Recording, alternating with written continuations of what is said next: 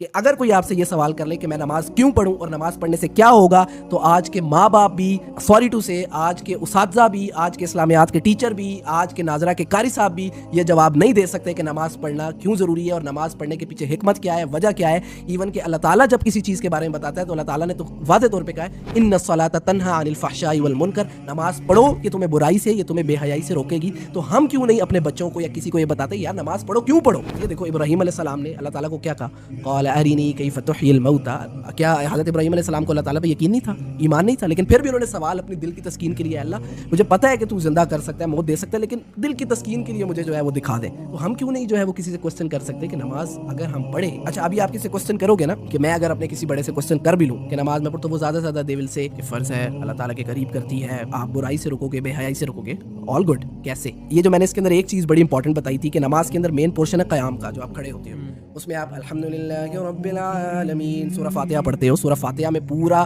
خلاصہ ہے قرآن کا، اگر وہ سمجھا ہو، سمجھ میں آ رہا ہو۔ اس کے بعد میں نے جو ہے وہ قصہ شروع کر دیا حضرت ابراہیم اور اسماعیل علیہ السلام کا، فلما اسلم وتلہ للجبین، مطلب کہ حضرت ابراہیم علیہ السلام نے اسماعیل کو کہا کہ میں نے ذبح کرنا ہے، انہوں نے کہا ستجدنی۔ اب دیکھو میرا ایمان کتنا تازہ ہوا کہ اس ابراہیم علیہ السلام نے اپنے بیٹے کو ذبح کرنے کے لیے تیار ہو گئے۔ تو یار ابھی